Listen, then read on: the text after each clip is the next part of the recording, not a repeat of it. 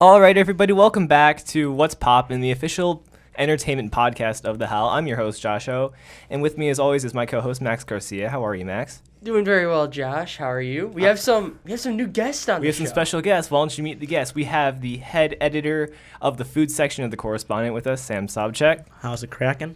We have the editor-in-chief of The Correspondent, Amelia Zollner. What's poppin'?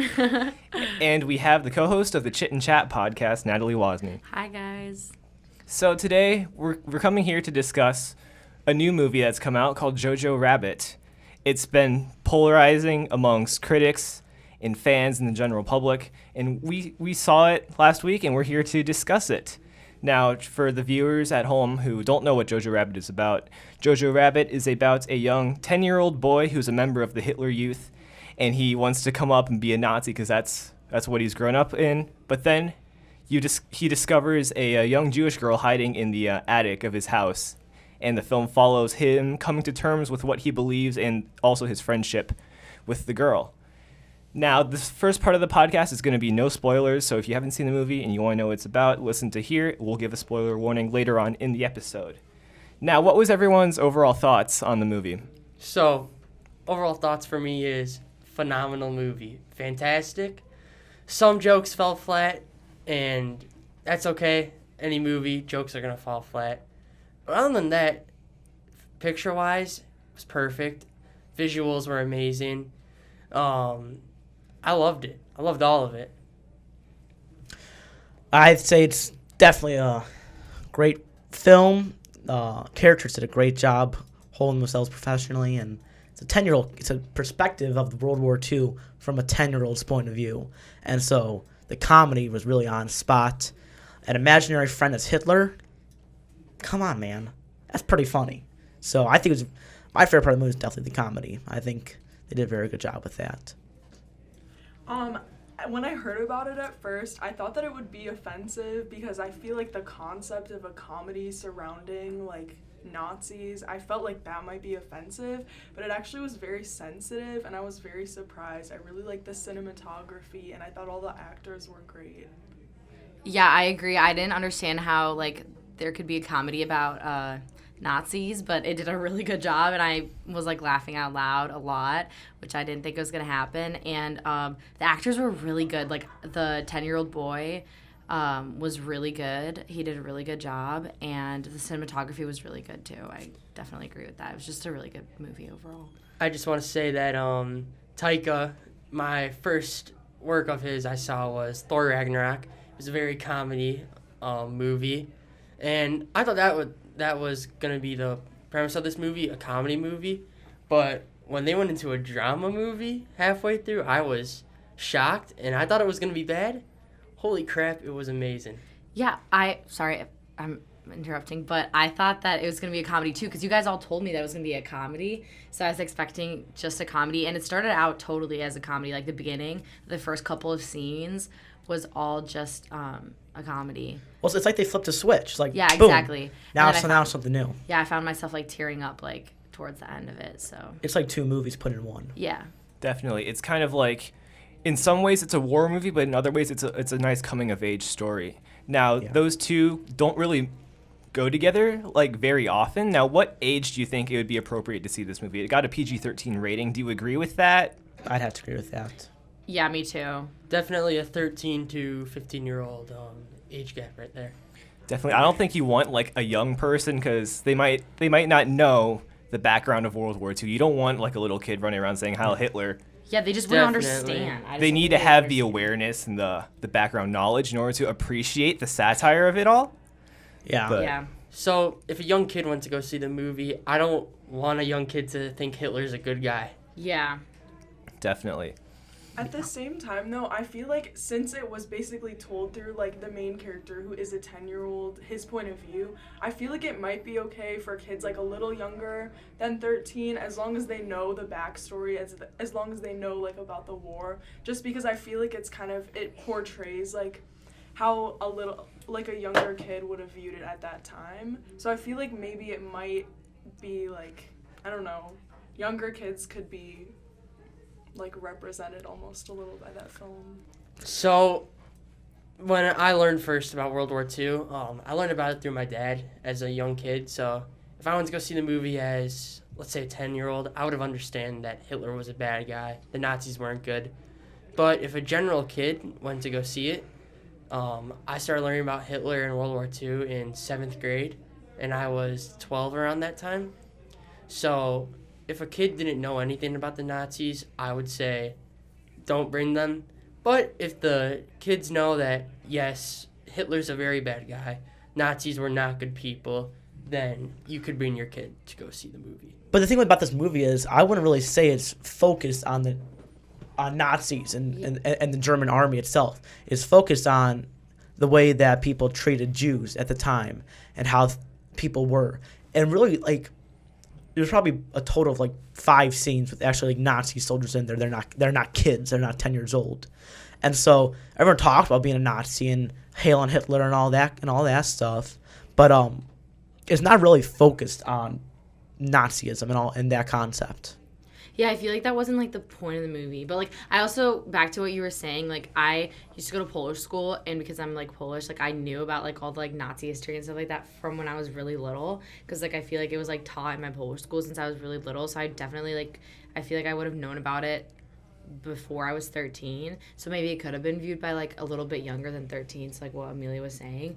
But, yeah, I don't think the, like, main focus of the movie was, like, all about, like, Nazis. Like, I don't like, I disagree with it being that it was, like, super offensive. Like, I don't think it was offensive. Like, I think it got, like, a better message across. Like, I don't think the message was that it was supposed to be offensive. Well, if people, let's say, call this offensive, then they can call the boy with the striped pajamas offensive. Yeah. Because or they can call Band of Brothers, that 10-part TV show series about World War II.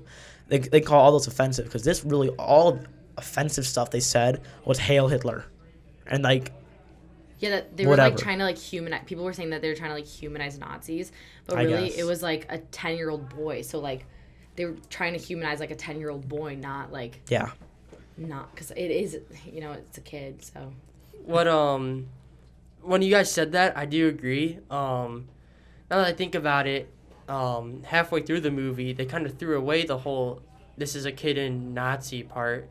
Yes, he was still in Germany and still wanted to be a Nazi, but it kind of changed the focus of being in World War II as a Nazi and more of to the perspective of a Jewish person in the Germany during the World War II. And I think this would be a good segue into our spoiler warning. Yeah, I think we've said all we can say without dissecting the scenes and the characters, and there's a lot we need to unpack here. So if you haven't seen the movie, go turn off your podcast right now. Go see the movie. Please do it. It's great, but we're going to move into the spoiler section. Now, to kick it off, just wanted to gauge the room here. What is everyone's favorite scene from the movie? Definitely the ending. It was such a payoff for everything throughout the movie. At the start of the movie, Jojo doesn't know how to tie his shoes. His mom has to tie them for him. And then when his mom dies, what does he do when she is being hung, just dangling there? He ties her shoes, or at least tries to tie her shoes, and he can't. And at the end of the movie, when him and Elsa get out, what does he do right before they're about to leave? He ties her shoes for her. Because maybe she doesn't know how to tie her shoes. She probably does, but it just shows how, in a span of 1 hour and 40 minutes, how much he's grown. Definitely. And I think, like, when you think about how you tie your shoes, you tie your shoes with the bunny ears. And I think the rabbit and the bunny is a motif that's throughout the whole movie's called Jojo Rabbit. The rabbit obviously means something. You see at the end of the movie how in Elsa's sketchbook she draws a picture of Jojo and a rabbit in a cage. Now, I think, Max, you brought up an interesting point, your theory of what the rabbit is. You said that the rabbit represented Elsa in the movie. I have to agree with you on that one. I would say that because when Jojo found out that the Americans won and that Elsa could go, he didn't want her to go because, well, he had a friend, his mom's dead. He needed someone. He was, like, alone, so he didn't want to be alone. So he lied to her saying they lost, but once he saw the sketchbook and knew that you have to let it go, he did that. And it's also a callback to the start of the movie where they want him to kill the rabbit. and yet he chooses it to go free. Well, he could have turned in Elsa right away to Captain K, and Elsa be gone, and Jojo be living on just fine Danny as a little boy Nazi. Or, like, what he did with the rabbit in the forest, he didn't kill it, and saved the rabbit, and the rabbit is Elsa. Yeah, so, like, he just didn't have it in him. Like, he couldn't kill the rabbit before, and he couldn't kill her now. Yeah. Like, what they kept saying throughout the movie is, you're not a Nazi. You're just a 10-year-old boy in a Nazi body. And so they knew deep down inside of him that he was not going to be a Nazi. He didn't want to be that. That's just how he acted and what he was trained to act like. That's where he grew up, and he grew up in a Nazi it's like all he environment. knew. Like, that's what he was being told to do. Mm-hmm. Anyone else have a different favorite scene? My favorite scene is probably the ending. I'm a sucker for David Bowie. Yeah. I'll go. My favorite scene definitely has to be the beginning scene when Yeah, the beginning was really funny. I think that's hilarious. The beginning scene with he's like, Jojo Betzler, what is your mind? Snake mind. Like, just keeps going through all these animals, but then he's like, come on, heil me. And so then he's like, that's not a heil. And they're like going crazy at it, and then he's like, he's like running all around, howling everybody and like freaking out. It's hilarious. It was really funny. I don't know, this probably I'm pretty sure the ending was probably my favorite because it just like tied everything together. But like another really good scene that I liked a lot was like when Elsa came out as his sister. Like I liked that a lot because I wasn't expecting that at all. No. Like I really thought that they were screwed over when they heard like the sounds upstairs, like when they came in to like do the investigation. Because like I just knew that they used to do that. So like I was expecting that to come throughout the movie. Like I was like, okay, they're definitely gonna random check their house because I knew that they used to do that like during World War II, and I was like, okay, they're definitely gonna put that in the movie. But then when she came out as his sister, I was like, okay, that was like a surprise. And then when she got the birthday right, and then she was like, oh, like he lied for me about the birthday. Like I don't know, I just liked that a lot. Like the whole like concept of that. And I was like, oh, are they gonna turn her in? Like all of that was just interesting.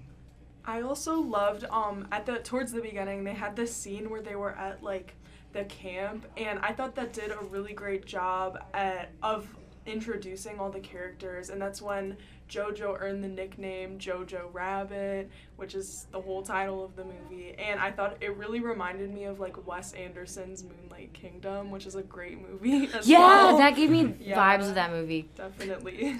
A scene I really enjoyed was the start of the movie as well, because it shows you the tone that the movie wants to set. Yeah. And it also shows the perspective of a kid in Germany while the Nazis were ruling. And it just goes to show how influenced kids were and people were to Hitler. Yeah. Yorkie's hilarious too. Oh, Yorkie. I think that's a good segue to the next part of our spoiler podcast. Who's everyone's favorite character? Definitely Yorkie. I think that kid's hilarious. Like, Yeah, I'm just a kid stuck in a fat kid's body. He has very good comic timing. Yes. Usually, Yeah. because comedy's all about timing, and to see a young actor like have that sense of when to say the joke, the delivery, like his delivery was spot on. And I think that's definitely what made it work. Or like in the ending when after the Americans came and raided the village and all that stuff, he's just sitting on a chair, just watching what's going down. Yeah. And then Jojo's like, Yorkie, I thought you were dead. And he's like, I thought I was going to die too. And then he goes back, and then he goes, I need to go back to my mom. I need cuddles. Yeah, he was funny. Because it shows that they're kids. These are kids. Yeah. They're kids. They don't know any better. Yeah. I would say my favorite character is Elsa. The way she introduced herself as a ghost to Jojo, it was very comedic. And again, going with the kid thing, he's just a kid. He didn't know that she was hiding in their house. And later on, the relationship those two built was very compelling to me. Yeah, I definitely liked Elsa a lot too, and just like the way that she like never took him really seriously. Like I like that a lot when every time that he would ask her about the Jews, she would always like make up fake facts and be like, yeah, we have horns and like all this other stuff. Like I just like that a lot. One thing that I want to point out is that in the whole movie, Elsa is the only Jew that we see. And I think what she did really well in her performance speak for all of them. Yes, she represented the Jews and the pain and the turmoil that they go through her facial expressions, through her eyes. You can see like the pain that she's been through, and you can really empathize with her. Like having to, they did a nice job of contrasting. There's the scene where Jojo and his mom are dancing downstairs, but then they cut to a shot of Elsa just sitting alone. And you could tell that she like wants to be there. Like the thing is like you don't like you could tell she's like not trying to get pity. Like she's trying to be so strong like the entire time. So they just they did a really nice job of like show like representing the Jews like through her in a really good way. Right. Amelia? Oh, I would also say that my favorite character was Elsa. As Josh said, I felt like she was a really great representation of just what was happening in the whole war with the Jews, and I just really she was a great actor, and I really like that. So now that we're all complimenting about how Elsa represented the Jewish people well during World War II, let's talk about what worked in the movie. I think what worked especially well was Hitler as Jojo's imaginary friend. Yeah, that was... People could see it as offensive. Now, I thought it could have been offensive when I first heard this. They portrayed Hitler as a kid's imaginary friend really well, because I've said it like a million times already. Jojo's a kid. He looks up to Hitler because that's what he thinks is right. He thinks what Hitler is doing is right. And when he finds out that Hitler is a bad guy at the end of the movie and that he killed himself, they put a gunshot wound in the head. Yeah. And sorry, I thought that was a really good payoff. But and he was comedic. Yeah, that's what I appreciate is that they made Hitler kind of they didn't really highlight Hitler. They didn't praise Hitler when they made Hitler the imaginary friend. They made him kind of funny looking and what a kid would see him as. Yeah, exactly, what the kid would see him as, and they made him a comedic character, which I think added to they were not trying to make it offensive. They were really trying to make it a figment of his imagination. Yeah. And more of something that made people laugh and to lighten the tone kind of instead of trying to make it Hail Hitler, a really serious kind of thing. Another thing that really worked, there's a lot of symbolism in that movie. When they're upstairs, Jojo asks Elsa, "What do you want to do when you be free?" Yeah. And she's like, "I want to dance." And then later in the movie, you see Jojo's mom. She's like, Jojo asks her, "Why are you dancing?" Because she said, "Dancing's for the free people." And so then in the end, you see Jojo and Elsa dancing together, and so that just connected everything together. And then, like you said before, the tying of the shoes, that showed symbolism of him growing up. And then the rabbit and all that. So there's a lot of symbolism in that movie that you got to be looking for. Right. Yeah. A lot of the images are so simple. Because it's a child's mind, simple things that you grew up with, everyone can relate to them. But they're so powerful in the way that they were executed. And I like how you brought up a lot of symbolism was Jojo and his mom. And the two of them had very powerful scenes. You could see the tension between them when Jojo discovers that Rosie was hiding Jews and that she was very anti-war, whereas Jojo was one of the Hitler youth, and they had a nice tension there. But one of my favorite scenes was when Jojo is I want my dad, and then Rosie puts on ashes from the fireplace and acts as his dad, and it was a really tender moment. You could see the pain, what they've been through. They don't explicitly say what happened, but in their expressions and in their actions, you can see what happened. The whole world. Yeah, you can tell the mom's really going through it. She's really suffering, and I think she, Scarlett Johansson did a really good job. Just her performance was really good. Scarlett Johansson's having quite the year. She's been in. Most people know her for playing Black Widow in the Marvel movies. She's also been in Marriage Story, which is coming out on Netflix next month. She's going to be nominated for an Oscar for that performance. Oh, really? But I think she also did a good turn here. Showing her dramatic chops. I mean, in Black Widow, it's mostly action, lighthearted. Yeah. But people have known her potential for a long time. There was a movie 6 years ago, Spike Jonze's movie Her, where she played an OS system, Samantha. She wasn't in it. It was just her voice. But she was able to carry so much emotion there. And I think she did the same in Jojo Rabbit. Right. One of the things that worked really well was Rosie's death. It was very sad, and the audience felt it too, as much as JoJo felt it, because we weren't expecting it at that moment, along with JoJo. We were both just enjoying the movie. We were enjoying the movie. He was just walking around. Yeah, with the butterfly, like I was not expecting that Yeah. at all. Like it was such a light moment. Like he was just playing around with the butterfly, and then you like instantly knew. Like when you saw the shoes, like you knew. Yeah, And they didn't even have to show her face. again with symbolism that you brought up, they showed her shoes a lot throughout the movie, and Josh, you brought this up when we were discussing about it. You're like, what does this guy have? Is he interested in this? What's up with this? And then next thing you know, what do we cut to? Her dangling feet, and just wow for me. Yeah. What did you guys think about, like Sam was saying earlier, the film's kind of like a light switch, like humor, drama. Do you think that transition, because it was a very stark transition from the butterfly to Rosie's death, did you have any issues with like the tone or how quickly they moved back and forth between that? I feel like it was quick, but they did it smoothly like it worked. Like I don't know, like I wasn't like sitting there and I wasn't like thinking that like it didn't, like it just blended well. Like they did a good job of you not being startled and you not being confused, and I wasn't sitting there like wondering like why it went from this to this. I've watched a couple of movies where I'm like, that really didn't make any sense. Like the plot line didn't make sense. Like they were jumping around between this and this, but like the plot worked. Like you could follow it clearly. Yeah. I also think it was great that they had those moments of tragedy in there, because I think it would almost be a little unfair to portray the war in such like a comedic manner without really acknowledging the fact that like there was a lot of sadness during this time.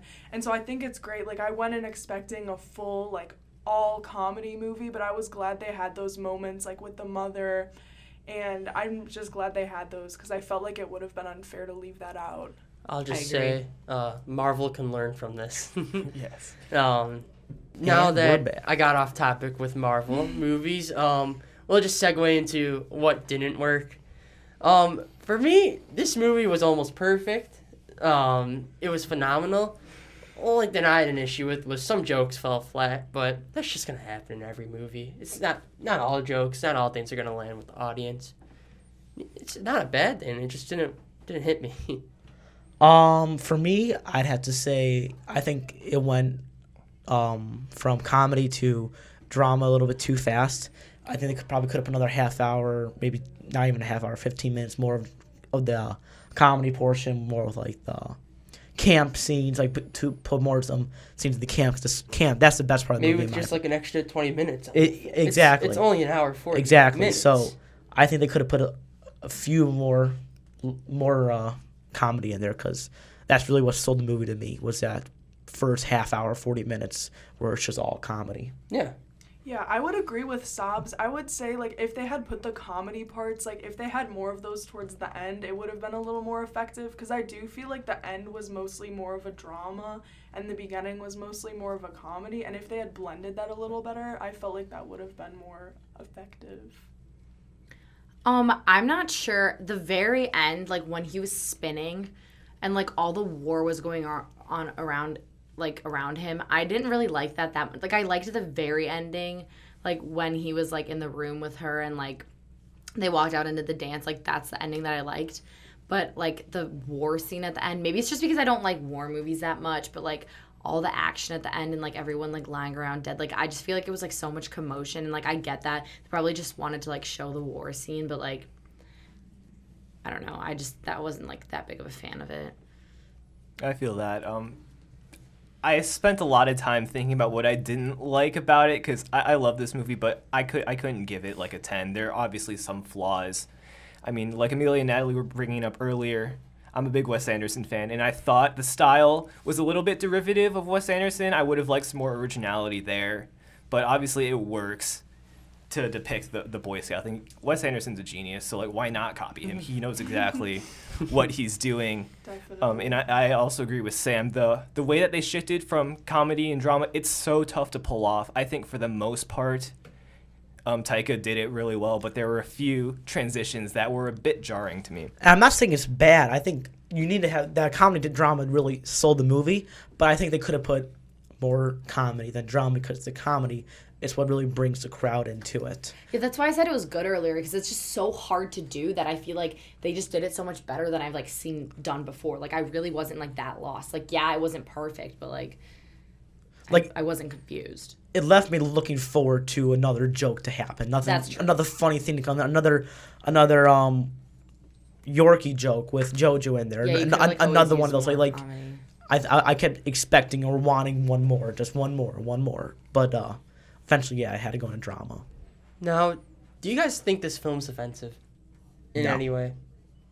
No, not really, no. I can see how people would find it offensive at the screening. Yeah. I saw it at the Chicago International Film Festival. I saw a few people walk out because it was offensive, and they're entitled to that opinion. I get maybe if, like, World War II and that whole thing is very close to their heart, they might be like, I don't want to see this. Some people are very sensitive to the Definitely. topic. Yeah. It's for me, it's your view on how characters are depicted. Like, some people view Hitler as I shouldn't say some people. Everyone views Hitler as a horrible guy, possibly even the worst person to ever exist on this planet. Some people are close to World War II. They lost family members. They had people held in concentration camps. It's a very sensitive topic. At the start of the movie, I said to myself, this could be sensitive to me even, just thinking about what happened, you know? Yeah, I understand where, like, people could find it offensive, but I feel like you have to pick it apart to find it offensive, if that makes sense. Like, if you don't overthink it, then it's, like, not offensive. But, like, if you, like, overthink the meaning of it, then you would find it offensive. Now that we're coming to a close, what's your guys' ratings? Well, I have to give this probably a solid 9 out of 10. And for that reason, I'd say because really I wanted more comedy. I think it could have been more of a comedic movie than a deep, meaningful movie, which played very well in there, but I think there could have been more comedy. I would probably give it an 8.5 out of 10 just because kind of what Max and Sob said. I think it could have had a little bit of more of comedy towards the end. And I also think that some of the jokes did fall flat, like Max said. But otherwise, I really enjoyed it and I want to see it again. I give it a 9 out of 10. Like, I really enjoyed it. I wasn't bored during the movie at all. And it wasn't perfect. So, like, I can't give it a 10 out of 10. I feel like it wasn't. I'm saving my 10 out of 10 for, like, perfect movies. But, like, it was really good. I'm going to give it a 9 out of 10. I've watched it before, but watching it again for the 4th time last night, I did realize that there were some flaws. I felt like the movie was marketed as an anti-hate satire. I don't think it fully committed to that. I feel like it was more of a little coming-of-age story. I didn't think it had enough to say about society as a whole to be like this biting satire, but I respect it for what it actually is. I'm a sucker for coming-of-age movies, and I think this did that from a 10-year-old's perspective really well. Basically what all you guys said. It's a 9 from me. What everyone said here is my view on it, too. I used my 10 out of 10 already on Spider-Man 3. We'll be talking about that later, though. Definitely. Well, thank you all for coming on What's Poppin'. Be sure to check out The Howl and The Howl Network for interviews with Hersey students and teachers. And be sure to come back to What's Poppin' to find out what's poppin'. If you want to catch more of our work, go to Natalie's podcast where she talks about... What do you talk about? We talk about everything pretty much. Our 2 previous podcasts were kind of self-help podcasts about time management and, like motivation kind of things. And our next podcast, we're going to be talking about how to get ready for the holidays. So you can pretty much find anything on there. And then if you want to catch Amelia's work, she is the editor for our newspaper, The Correspondent. And then this guy right here is... section editor for our food section of The Correspondent. The host of Budget Bites. And look for Cooking with Sobs coming up soon too. This is my show. This is our show, not your show. So let me promote our social media. Sorry, buddy. So anyways, follow our social media, Twitter and Instagram, What's Poppin', THN. And yeah, that's all.